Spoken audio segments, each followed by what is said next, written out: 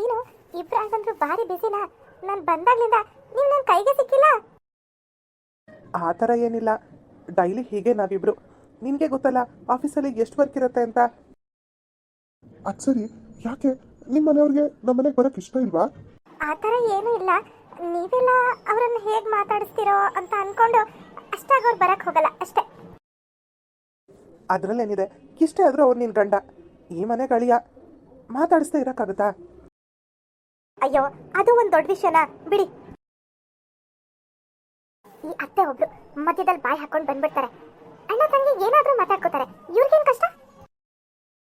ಆಕಾಶ್, ಅದ್ವೈತ್, ನಿಮ್ಮಿಬ್ರಿಗೂ ಒಂದು ವಿಷಯ ಹೇಳಬೇಕಿತ್ತು.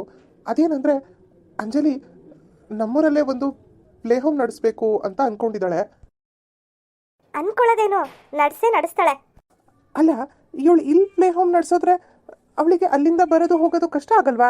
ಅವಳು ಯಾಕಪ್ಪ ಬಂದು ಹೋಗಿ ಮಾಡಬೇಕು? ಇನ್ಮೇಲೆ ಇಲ್ಲೇ ಇರ್ತಾಳೆ. ಏನು, ಇನ್ಮೇಲೆ ಅಂಜಲಿ ಇಲ್ಲೇ ಇರ್ತಾಳ? ಅಲ್ಲಮ್ಮ, ಇಲ್ಲಿದ್ರೆ ಅವ್ರ ಮನೆಯವ್ರನ್ನ ನೋಡ್ಕೊಳ್ಳೋರು ಯಾರು? ಅವ್ರೇನು ಚಿಕ್ಕ ಮಗುನ? ಅವ್ರಿಗೆ ನೋಡ್ಕೊಳಕ್ ಬರಲ್ವೇನೋ? ಅಲ್ಲ, ಇದೇ ಊರಲ್ಲಿ ಮಾಡಬೇಕು ಅನ್ನೋದೇನು? ಅಲ್ಲೇ ಅವ್ರ ಮನೆ ಹತ್ರನೇ ಮಾಡ್ಕೋಬೋದಲ್ವಾ? ಇಲ್ಲಿ ಮಾಡೋದ್ರಿಂದ ನಿಮ್ಗೇನು ಪ್ರಾಬ್ಲಮ್ಮು? ಹಾಗಲ್ಲ, ಅವ್ರ ಯಜಮಾನ್ರು ಏನಾದ್ರು ಅಂದ್ರೆ. ಅಲ್ಲ ಅಂಜಲಿ, ನಿಮ್ಮ ಮನೆಯವರು ಅಲ್ಲಿ ಯಾಕೆ ಪ್ಲೇ ಹೋಮ್ ನಡೆಸ್ಬೇಕು ಅಂತ ಯೋಚನೆ ಮಾಡ್ತಿದ್ಯಾ? ಇಲ್ಲೇ ನಡೆಸು ಅಂತ ಹೇಳಿಲ್ವಾ? ನಾನು ಅವ್ರನ್ನ ಕೇಳಿದೆ, ನನಗಿದೆಲ್ಲ ಇಷ್ಟ ಇಲ್ಲ, ನಾನು ಸಪೋರ್ಟ್ ಮಾಡಲ್ಲ ಅಂತ ಹೇಳಿದ್ರು. ಅದಕ್ಕೆ ನಾನು ಸೀದಾ ಇಲ್ಲಿಗೆ ಬಂದ್ಬಿಟ್ಟೆ. ಅಂಜಲಿ ನನಗೆ ಸಪೋರ್ಟ್ ಮಾಡಲಿಲ್ಲ ಅನ್ನೋದು ಮಾತ್ರ ಹೇಳ್ತಾಳೆ ಹೊರತು ಅವ್ರು ಹಳ್ಳಿಗೆ ಹೋಗ್ತಾರೆ, ನನಗೆ ಅಲ್ಲಿಗೆ ಹೋಗಕ್ಕೆ ಇಷ್ಟ ಇಲ್ಲ, ಅದಕ್ಕೆ ನಾನು ಅವ್ರನ್ನ ಬಿಟ್ಟು ಬಂದಿದ್ದೀನಿ ಅಂತ ಹೇಳಲ್ಲ.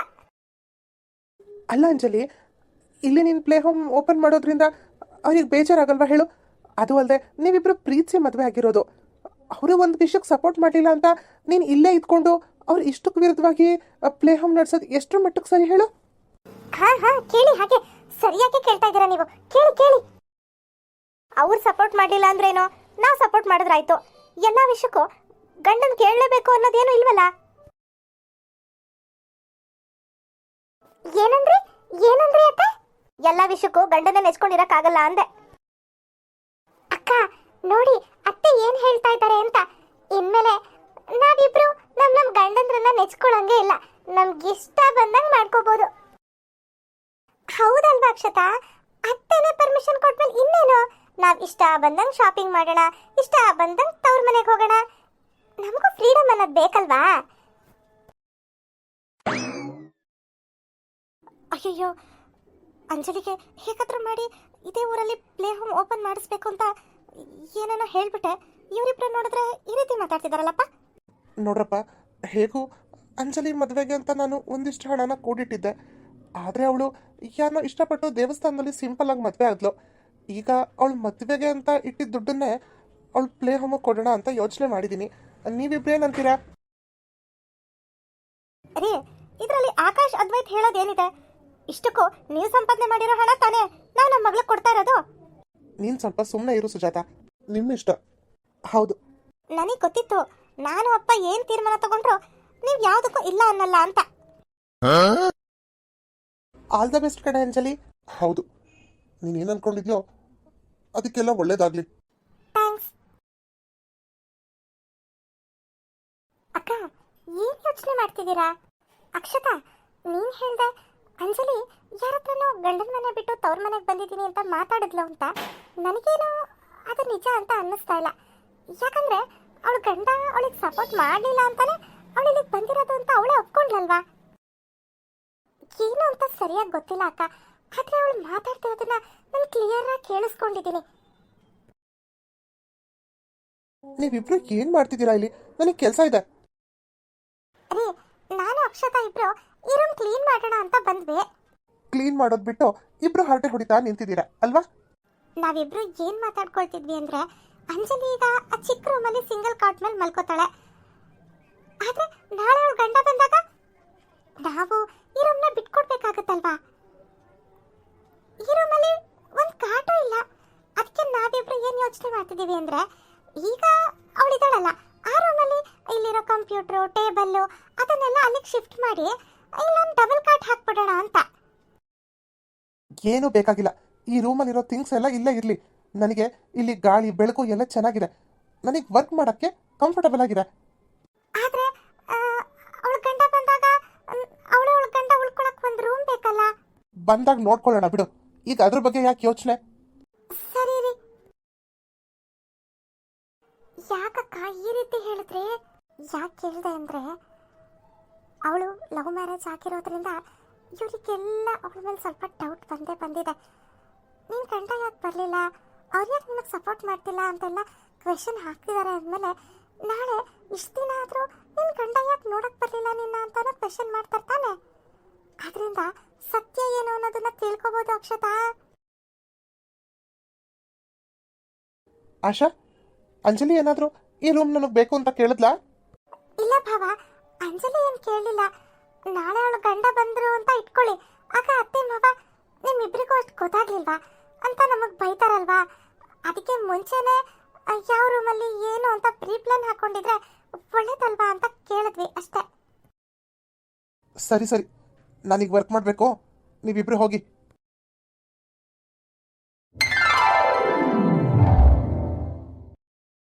ಮಾರನೇ ದಿನ ಬೆಳಗ್ಗೆ ತಿಂಡಿ ಮುಗಿಸಿ ಅಮ್ಮ ಮಗಳು ಇಬ್ರು ಆರಾಮಾಗಿ ಕೂತಿರ್ತಾರೆ. ಅಮ್ಮ, ಅಪ್ಪ ನನಗೇನೋ ದುಡ್ಡು ಕೊಟ್ಟಿದ್ದಾರೆ, ಆದರೆ ಪ್ಲೇ ಹೋಮ್ಗೆ ಬೇಕಾಗಿರೋದೆಲ್ಲ ನಾನು ಆರ್ಗನೈಸ್ ಮಾಡ್ಕೋಬೇಕಲ್ವಾ. ಮೊದಲು ಯಾವ ಪ್ಲೇಸ್ ಚೆನ್ನಾಗಿದೆ ಅದನ್ನೆಲ್ಲ ನೋಡ್ಕೊಂಡು ಬರಬೇಕು. ನಾನು ಸ್ವಲ್ಪ ಆಚೆ ಹೋಗಿ ಬರ್ತೀನಿ. ಹೌದು, ಈಗಲಿಂದ ಶುರು ಮಾಡಿದ್ರೆ ತುಂಬ ಟೈಮ್ ಹಿಡಿಯುತ್ತೆ. ಅದನ್ನೆಲ್ಲ ಆರ್ಗನೈಸ್ ಮಾಡಿ ಆಮೇಲೆ ಎಲ್ರಿಗೂ ಪಾಂಪ್ಲೆಟ್ ಎಲ್ಲ ಹಂಚಿ ಗೊತ್ತಾಗಬೇಕಲ್ಲ ಹೊಸದಾಗಿ ಓಪನ್ ಮಾಡಿದ್ದೀವಿ ಅಂತ. ಹೌದಮ್ಮ. ಅಯ್ಯೋ, ನೀನು ಒಬ್ಳೇ ಯಾಕೆ ಹೋಗ್ತೀಯ ಅಂಜಲಿ? ನಾನು ಬರ್ತೀನಿ ನಿನ್ನ ಜೊತೆ. ನಡಿ, ಇಬ್ರು ಹೋಗಿ ಬರೋಣ. ಏನು, ನೀನು ಬರ್ತೀಯಾ? ಸರಿ ಆಯ್ತು, ಬಾ, ಇಬ್ರು ಹೋಗಿ ಬರೋಣ. ಆಶಾ, ಅಕ್ಷತಾ, ನೋಡಿ, ನಾನು ಮತ್ತೆ ಅಂಜಲಿ ಇಬ್ರು ಆಚೆ ಹೋಗ್ತಾ ಇದ್ದೀವಿ. ಬರೋಷ್ಟೊತ್ತಿಗೆ ಅಡುಗೆ ರೆಡಿ ಆಗಿರಬೇಕು. ಸರಿ ಅತ್ತೆ, ಬರ್ತೀವಿ ಅದಕ್ಕೆ. ಹಾ ಸರಿ. ನೋಡಿದ್ಯಾ ಅಕ್ಕ, ಅಂಜಲಿ ಕರೆದ ತಕ್ಷಣ ಅತ್ತೆ ಹೇಗೆ ಹೋದ್ರು? ನಾವೇನಾದ್ರೂ ಅಂಗಡಿಗೆ ಹೋಗಿ ಬರೋಣ ಬನ್ನಿ ಅತ್ತೆ ಅಂದ್ರೆ ಅಯ್ಯೋ ನನಗೆ ಸೊಂಟ ನೋವು ಆಗಲ್ಲ ಅಂತಾರೆ. ಈಗ ನೋಡಿ ಹೆಂಗೆ ಹೋಗ್ತಾ ಇದ್ದಾರೆ. ಮಗಳು ಬಂದ್ರೆ ಯಾವ ನೋವು ಇರಲ್ಲ, ಎಲ್ಲ ಚೆನ್ನಾಗಿರುತ್ತೆ. ಮಗಳು ಹೋದ ತಕ್ಷಣ ಸೊಂಟ ನೋವು, ತಲೆನೋವು, ಹೊಟ್ಟೆ ನೋವು, ಎಲ್ಲ ನೋವು ಬರುತ್ತೆ. ಅಲ್ಲ ಅಕ್ಕ, ಆರಾಮಾಗಿ ಅಡುಗೆ ರೆಡಿ ಮಾಡಿಡಿ ಅಂತ ಹೇಳ್ಬಿಟ್ಟು ಹೊಟ್ಟೋದ್ರಲ್ಲ, ನಮ್ಮಿಬ್ರಿಗೂ ಎಷ್ಟು ಕಷ್ಟ ಆಗುತ್ತೆ ಅಂತ ಅವ್ರು ಯಾವತ್ತಾದ್ರೂ ಯೋಚನೆ ಮಾಡಿದಾರಾ? ನಮ್ಮ ಕಷ್ಟ ಇಷ್ಟ ಕಟ್ಕೊಂಡು ಅವ್ರಿಗೇನು ಅಕ್ಷತಾ, ಅವ್ರ ಮಗಳದ್ದು ಎಲ್ಲ ಚೆನ್ನಾಗಿ ಹಾಕ್ಬಿಟ್ರೆ ಸಾಕು ಅವ್ರಿಗೆ ಅಷ್ಟೇ. ಆದರೂ ಅತ್ತೆ ಇಷ್ಟರ ಮಟ್ಟಿಗೆ ಅಂತ ಅನ್ಕೊಂಡಿರ್ಲಿಲ್ಲ. ಸರಿ ನಡಿ, ಇಬ್ರು ಅದೇನು ಕೆಲಸ ನೋಡೋಣ. ಓಹೋ ಅಂಜಲಿ ಅಕ್ಕ, ಯಾವಾಗ ಬಂದ್ರಿ? ನಾನು ಬಂದು 2-3 ದಿನ ಆಯ್ತು. ಅದು ಸರಿ, ನೀವ್ಯಾರು? ಏನಕ್ಕ ಹೀಗೆ ಕೇಳ್ತಾ ಇದ್ದೀರಾ? ನಾನು ಸುಷ್ಮಿತಾ. ಸುಷ್ಮಿತಾನಾ? ನನಗೆ ಗೊತ್ತೇ ಆಗ್ಲಿಲ್ವಲ್ಲೇ. ಹೇಗೆ ಗೊತ್ತಾಗುತ್ತೆ ಹೇಳಿ?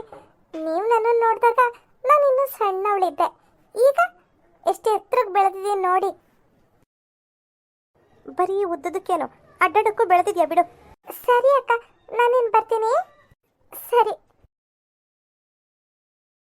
ಏನಮ್ಮ ಸುಷ್ಮಿತಾ ಯಾಕೆ ಹಿಂಗಾಗಿದ್ದಾಳೆ? ಮೊದಲು ಎಷ್ಟು ಚೆನ್ನಾಗಿದ್ಲಲ್ವಾ? ಅವಳಿಗೇನಾಗಿದೆ? ತಿನ್ಕೊಂಡು ಉಣ್ಕೊಂಡು ಆರಾಮಾಗಿದ್ದಾಳೆ. ಸರಿ ನಡಿ ಹೋಗೋಣ. ತಾವಿಬ್ರು ನೆಟ್ಟಿಗಿಲ್ಲ ಅಂದ್ರು ಇನ್ನೊಬ್ರನ್ನ ಮಾತ್ರ ಅಮ್ಮ ಮಗಳು ಚೆನ್ನಾಗಿ ಆಡ್ಕೋತಾ ಇದ್ರು. ಅಕ್ಕ, ಅಡಿಗೆ ಆಗಿ ಎಷ್ಟೊತ್ತಾಯ್ತು, ಇನ್ನೇನು ಊಟದ ಸಮಯನೇ ಆಗೋಯ್ತು. ಆದ್ರೆ ಇವರಿಬ್ರು ಬರ್ಲೇ ಇಲ್ವಲ್ಲ. ಏನಪ್ಪ, ಇವರಿಬ್ರು ಕಥೆನೇ ಅರ್ಥ ಆಗಲ್ಲ. ಮಾವನು ಬೆಳಗ್ಗೆ ಹೋದ್ರೆ ಸಾಯಂಕಾಲ ಬರೋದು, ಇನ್ನು ಇವರಿಬ್ರು ಅಷ್ಟೇ. ಇವರಿಬ್ರು ಏನು ಮಾಡ್ತಾರೆ ಮಾಡಲ್ಲ, ಇದು ಯಾವುದೋ ಅವ್ರ 3 ಜನಕ್ಕೆ ಗೊತ್ತೇ ಆಗಲ್ಲ. ನಾವೇನಾದ್ರೂ ಹೇಳಕ್ ಹೋದ್ರೆ ನಮ್ಮನ್ನೇ ಅಂತಾರೆ, ಏನಾದ್ರೂ ಮಾಡ್ಕೊಳ್ಳಿ ಬಿಡು. ನಾವಂತೂ ಊಟ ಮಾಡೋಣ, ಎಷ್ಟೊತ್ತು ಅಂತ ಕಾಯಕ್ಕಾಗತ್ತೆ. ಆಶಾ ಅಕ್ಷತಾ ಇಬ್ರು ಒಬ್ರಿಗೊಬ್ರಿಗೆ ಮಾತಾಡ್ತಾ ಊಟ ಮುಗಿಸ್ತಾರೆ. ಅಕ್ಕ, ಇವತ್ತು ಸಾಂಬಾರಂತೂ ತುಂಬಾ ಚೆನ್ನಾಗಿತ್ತು. ನೀವು ಮಾಡೋ ಸಾಂಬಾರಂದ್ರೆ ನನಗೆ ತುಂಬಾನೇ ಇಷ್ಟ. ನೀನು ಚಪಾತಿಗೆ ಅಂತ ಸೈಡ್ ಡಿಶ್ ಮಾಡಿದ್ಯಲ್ಲ ಅಕ್ಷತಾ, ಅದು ತುಂಬಾನೇ ಚೆನ್ನಾಗಿತ್ತು. ಅಮ್ಮ, ನಾವು ಆಚೆ ಹೋಗಿ ನೋಡ್ಕೊಂಡ್ ಬಂದಿದ್ದಕ್ಕೂ ಸಾರ್ಥಕ ಆಯ್ತು ಅಲ್ವಾ? ಹಾ ಹೌದು ಅಂಜಲಿ. ಯಾಕಮ್ಮ ನೀನು ಸರಿಯಾಗಿ ಮಾತಾಡ್ತಾನೆ ಇಲ್ಲ, ಏನಾಯ್ತು? ಅಯ್ಯಪ್ಪ, ನನಗಂತೂ ನಡೆದು ಕಾಲೆಲ್ಲ ಬಿದ್ದೋಯ್ತು ಕಣೆ. ನಿಮ್ಗೇನೋ ವಯಸ್ಸಿದೆ ನಡೀತೀಯಾ, ಅದಕ್ಕೆ ನಾನು ಒಬ್ಳೆ ಹೋಗಿ ಬರ್ತೀನಿ ಅಂದ್ರೆ ಕೇಳಲ್ಲ ನೀನು. ಅಯ್ಯೋ, ಮನೇಲಿದ್ರೆ ಅವರಿಬ್ರು ಮುಖ ನೋಡ್ಕೊಂಡಿರ್ಬೇಕು, ಅದ್ರ ಬದಲು ಆಚೆ ಹೋಗದೆ ವಾಸಿ ಅಂತ ಬಂದೆ.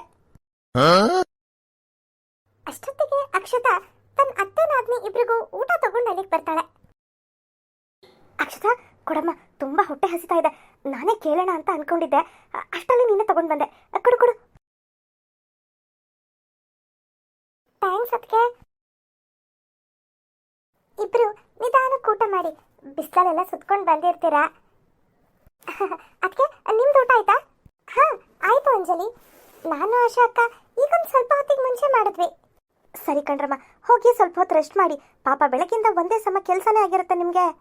ಹಾ ಅತ್ತೆ, ನೀವು ಅಂಜಲಿ ಬರಲಿ, ಊಟ ಹಾಕೊಟ್ಬಿಟ್ಟು ಮಲ್ಕೊಳ್ಳೋಣ ಅಂತ ಸುಮ್ಮನಾದ್ವಿ. ಸರಿ ಅತ್ತೆ, ನಾನು ಹೋಗಿ ಮಲಗ್ತೀನಿ. ಸರಿ ಅಮ್ಮ. ಆಶಾ ಅಡುಗೆ ಮನೆ ಎಲ್ಲ ಕ್ಲೀನ್ ಮಾಡ್ತಾ ಇರ್ತಾಳೆ. ಅಕ್ಕ ಅಕ್ಕ, ಅತ್ತೆ ಸ್ವಲ್ಪ ಹೊತ್ತು ರೆಸ್ಟ್ ಮಾಡಮ್ಮ, ಬೆಳಗಿಂದ ಸಾಕಾಗಿರ್ತೀರಾ ಅಂತ ಹೇಳಿದ್ರು, ನನಗೆ ನಂಬಕ್ಕೆ ಆಗ್ಲಿಲ್ಲ. ಹೌದಾ ಅತ್ತೆ, ಹಾಗಂದ್ರ? ಹೌದು ಅಕ್ಕ, ಅಂಜಲಿನೂ ಅಷ್ಟೇ ಎಷ್ಟು ಚೆನ್ನಾಗಿ ವಿಚಾರಿಸ್ಕೊಂಡ್ಲು ಗೊತ್ತಾ, ಊಟ ಮಾಡಿದ್ರ ಅಂತ. ಹಾಗಿದ್ರೆ ನನ್ಗೇನೋ ಗ್ರಹಚಾರ ಕೆಟ್ಟಿದೆ ಅಂತ ಅರ್ಥ. ಇದೇನು ಅಂತ ಅಡಿಗೆ ಮಾಡಿದಾರೋ ಏನೋ, ಬಾಯಲ್ಲಿ ಇಡಕ್ಕಾಗ್ತಾ ಇಲ್ಲ. ಹೌದು, ಇವ್ರಿಗಿಂತ ನಾನೇ ವಾಸಿ, ಎಷ್ಟೋ ಚೆನ್ನಾಗಿ ಅಡಿಗೆ ಮಾಡ್ತೀನಿ.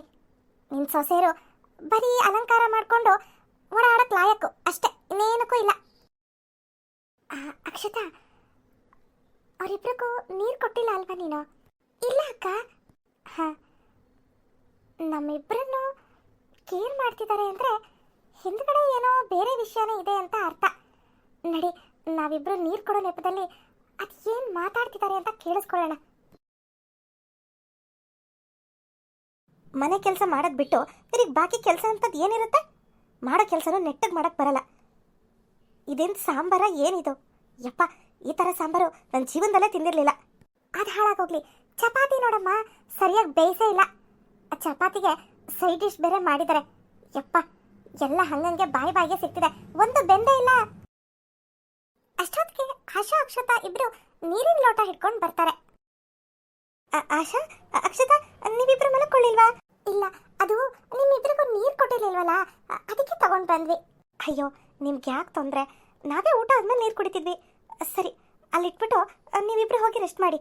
ಸರಿ ಅತ್ತೆ. ಅಡಿಗೆ ಮಾತ್ರ ತುಂಬಾ ಚೆನ್ನಾಗಿದೆ ಕಣ್ರಮ್ಮ, ತುಂಬಾ ರುಚಿಯಾಗಿ ಮಾಡಿದ್ದೀರಾ. ಹೌದು, ಊಟ ಅಂತೂ ತುಂಬಾನೇ ರುಚಿಯಾಗಿದೆ. ಸರಿ, ಇಬ್ರು ಆರಾಮಾಗಿ ಊಟ ಮಾಡಿ. ಅಕ್ಕ, ಎಷ್ಟಿದ್ದಾರೆ ನೋಡಿ ಅಕ್ಕ ಇವರಿಬ್ರು. ನಮ್ಮ ಮುಂದೆ ಅಯ್ಯೋ ಊಟ ತುಂಬಾ ರುಚಿಯಾಗಿದೆ ಅಂತ ಹೊಗಳೋದು, ಹಿಂದ್ಗಡೆ ಇದು ಒಂದು ಊಟನ ಅಂತ ತೆಗಳೋದು. ನಾನು ಹೇಳಿಲ್ವಾ ಅಕ್ಷತಾ ನಿಂಗೆ, ಅವರಿಬ್ರು ರೆಸ್ಟ್ ಮಾಡಿ ಅಂತ ಹೇಳಿದ್ದಾರೆ ಅಂದ್ರೆ ನನಗೆ ಚೆನ್ನಾಗಿ ಗೊತ್ತಾಯ್ತು, ನಮ್ಮಿಬ್ರು ಏನೋ ಬೈಕೊಳಕ್ಕೆ ಮಸ್ಕ ಹೊಡಿತಿದ್ದಾರೆ ಅಂತ. ನಡೀರಿ ಅಕ್ಕ, ಈಗಲೇ ಹೋಗಿ ದಬಾಯಿಸೋಣ. ಅಯ್ಯೋ, ನಾವೇನಾದ್ರೂ ಕೇಳಿದ್ವಿ ಅಂತ ಇಟ್ಕೋ, ನಾನು ಏನು ಹೇಳೇ ಇಲ್ಲ ಆ ಥರ ಅಂತ ವಾದ ಮಾಡ್ತಾರೆ ಹೊರತು ಅವ್ರ ತಪ್ಪನ್ನ ಅವ್ರು ಯಾವತ್ತೂ ತಿದ್ಕೊಂಡಿಲ್ಲ. ಅಲ್ಲ ಅಕ್ಕ, ಅಂಜಲಿನೂ ಒಂದು ಮನೆ ಸಂಸಾರ ಮಾಡಿರೋಳು, ಅವಳಿಗಾದ್ರೂ ಬುದ್ಧಿ ಬೇಡವಾ? ಅವಳು ಅತ್ತೆ ಜೊತೆ ಸೇರ್ಕೊಂಡು ಇಷ್ಟೆಲ್ಲ ಆಡ್ತಾಳಲ್ಲ.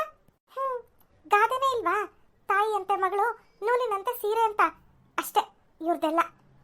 ಮುಂದೆ ಮಾತ್ರ ಅಯ್ಯೋ ನನ್ನ ಸೊಸೆಯರು ಹಾಗೆ ಹೀಗೆ ಅನ್ನೋದು, ಹಿಂದೆ ಎಲ್ರಿಗೂ ಹೇಳ್ಕೊಂಡು ಆಡ್ಕೊಳ್ಳೋದು. ಅಲ್ಲ, ನಾವು ಅಷ್ಟು ಕಷ್ಟಪಟ್ಟು ಅಡುಗೆ ಮಾಡ್ತೀವಲ್ಲ, ಅದಕ್ಕೊಂದು ಬೆಲೆ ಬೇಡವಾ ಅಕ್ಕ? ಚೆನ್ನಾಗಿಲ್ಲ ಅಂದರೆ ಎದುರುಗಡೆನೇ ಹೇಳಿ, ಚೆನ್ನಾಗಿಲ್ಲ, ನಮ್ಗೆ ಇಷ್ಟ ಆಗಲಿಲ್ಲ ಅಂತ. ಅದನ್ನು ಬಿಟ್ಟು ಹಿಂದ್ಗಡೆ ಬೈಕೊಳ್ಳೋದು ಯಾಕೆ? ಅಡುಗೆ ಚೆನ್ನಾಗಿಲ್ದೆ ನಕ್ಷತಾ, ಚೆನ್ನಾಗೇ ಇರುತ್ತೆ, ತಿಂತಾ ಇಲ್ವಾ ಇಬ್ರು ಕುತ್ಕೊಂಡು? ನಾವಿಬ್ರು ಚೆನ್ನಾಗಿ ಅಡುಗೆ ಮಾಡ್ತೀವಿ ಅಂತ ಹೊಟ್ಟೆ ಉರಿ, ಅದನ್ನು ತಡ್ಕೊಳಕ್ಕಾಗಲ್ಲ ನೋಡು. ಅದಕ್ಕೆ ಚೆನ್ನಾಗಿಲ್ಲ ಹಾಗೆ ಹೀಗೆ ಅಂತ ಅನ್ಕೊಂಡು ಅವರಿಬ್ರೇ ಮಾತಾಡ್ಕೊಂಡಿರೋದು. ಅಷ್ಟಿರೋರು ಅವರೇ ಅಡುಗೆ ಮಾಡ್ಬೋದಲ್ವಾ? ಅವ್ರು ಅಡುಗೆ ಮಾಡೋದು ಯಾರಿಗಿಷ್ಟ ಆಗುತ್ತೆ ಅನ್ಕೊಂಡಿದ್ಯಾ? ಮಾವಂಗೂ ಇಷ್ಟ ಆಗಲ್ಲ, ಹಾಗೆ ಆಕಾಶ್ ಅದ್ವೈತ್ ಇಬ್ರಿಗೂ ಇಷ್ಟ ಆಗಲ್ಲ. ಅವ್ರು ಯಾವಾಗಲೂ ನನ್ನ ಹತ್ರ ಹೇಳ್ತಾರೆ, ನೋಡಮ್ಮ ಆಶಾ ನೀನೇ ಅಡುಗೆ ಮಾಡಿಬಿಡು ಅಂತ. ಮದುವೆ ಆದಾಗ್ಲಿಂದ ನಾನೇ ಅಡುಗೆ ಮಾಡ್ತಾ ಇರೋದು. ಮತ್ತೆ ಅದಕ್ಕೆ ಬೆಲೆ ಕೊಡಬೇಕು. ಅದನ್ನ ಬಿಟ್ಟು ಈ ರೀತಿ ಹಿಂದ್ಗಡೆ ಆಡ್ಕೊಳ್ಳೋದು ಯಾಕೆ? ಎದುರುಗಡೆ ಮಾತಾಡೋದು ಧೈರ್ಯ ಇಲ್ಲದೆ ಇರೋರು ಹಿಂದ್ಗಡೆನೆ ಆಡ್ಕೊಳ್ಳೋದು ಅಕ್ಷತಾ. ಮತ್ತೆ ನಾವು ಕಷ್ಟಪಡ್ತಿರೋದಕ್ಕೆ ಬೆಲೆ ಬೇಡವಾ? ನಮ್ಮ ಪಾಡಿಗೆ ನಾವು ಎಲ್ಲ ಕೆಲಸ ಮಾಡ್ಕೊಂಡು ಹೋಗೋದು, ಇವ್ರ ಹಿಂದೆ ಮಾತಾಡ್ಕೊಳ್ಳೋದು ನಮಗೆ ಬೇಜಾರಾಗಲ್ವಾ ಅಕ್ಕ? ಅದರಲ್ಲೂ ಒಂದು ಪ್ಲಾನ್ ಇರುತ್ತೆ. ನಮ್ಮ ಮುಂದೆ ಹೇಳ್ಬಿಟ್ರೆ ನಾಳೆಯಿಂದ ನೀವೇ ಅಡುಗೆ ಮಾಡಿ ಅತ್ತೆ ಅಂತ ಹೇಳ್ಬಿಡ್ತೀವಲ್ಲ, ಎಲ್ಲ ಕೆಲಸ ಅವ್ರ ತಲೆ ಮೇಲೆ ಬೀಳುತ್ತಲ್ಲ. ಅದಕ್ಕೆ ಮುಂದೆ ನೀನೇ ಚಿನ್ನ ನೀನೇ ರನ್ನ ಅನ್ನೋದು, ಹಿಂದೆ ಬೈಯೋದು ಇಷ್ಟೇ. ಓ, ಅದಕ್ಕ ಮುಂದೆ ಚೆನ್ನಾಗಿದೆ ಅನ್ನೋದು, ಹಿಂದೆ ಚೆನ್ನಾಗಿಲ್ಲ ಅಂತ ಆಡ್ಕೊಳ್ಳೋದು. ಅಕ್ಕ, ನಾಳೆ ಏನಾದರೂ ಮಾಡಿ ಅವರಿಬ್ರು ಕೈಯಲ್ಲಿ ಅಡುಗೆ ಮಾಡಿಸ್ಬೇಕು ಅಕ್ಕ. ನಾವು ಮಾಡಕ್ಕೆ ಹೋಗ್ಬಾರ್ದು. ಹೌದು, ಅದಕ್ಕೆ ತವ್ರ ಮನೆ ನೆಪ ಮಾಡ್ಕೊಂಡು ಹೋಗೋಣ ಅಂದ್ರೆ ಕಳ್ಸಕ್ಕೂ ಒದ್ದಾಡ್ತಾರಲ್ಲ, ಇನ್ನೇನ್ ಮಾಡೋದು? ನಾವಿಬ್ರು ಸೇರ್ಕೊಂಡು ಏನಾದ್ರೂ ಪ್ಲಾನ್ ಮಾಡಿ ಅವರಿಬ್ಬರ ಹತ್ರ ಅಡಿಗೆ ಮಾಡಿಸ್ಲೇಬೇಕು. ಆಶಾ ಅಕ್ಷತಾ ಇಬ್ರು ಏನೇನ್ ಪ್ಲಾನ್ ಮಾಡ್ತಾರೆ ಅನ್ನೋದನ್ನ ನೆಕ್ಸ್ಟ್ ಎಪಿಸೋಡ್ನಲ್ಲಿ ನೋಡೋಣ. ಈ ಎಪಿಸೋಡ್ ನಿಮಗೆಲ್ಲ ಇಷ್ಟ ಆಗಿದ್ರೆ ಪ್ಲೀಸ್ ನಮ್ಮ ಚಾನಲ್ನ ಸಬ್ಸ್ಕ್ರೈಬ್ ಮಾಡಿ, ಹಾಗೆ ಲೈಕ್ ಮಾಡಿ, ಶೇರ್ ಮಾಡಿ, ಕಮೆಂಟ್ ಮಾಡಿ. ಇನ್ನೂ ಯಾರು ಸಬ್ಸ್ಕ್ರೈಬ್ ಮಾಡ್ಕೊಳ್ದೆ ನಮ್ಮ ಚಾನಲ್ನ ನೋಡ್ತಾ ಇದ್ದೀರಾ ಅವರೆಲ್ಲರೂ ಪ್ಲೀಸ್ ಸಬ್ಸ್ಕ್ರೈಬ್ ಮಾಡ್ಕೊಳ್ಳಿ ಅಂತ ಕೇಳ್ತಾ ಇಂದಿನ ಎಪಿಸೋಡ್ನ ಮುಗಿಸ್ತಾ ಇದ್ದೀನಿ. ನೆಕ್ಸ್ಟ್ ಎಪಿಸೋಡ್ನಲ್ಲಿ ಸಿಗೋಣ. Bye friends.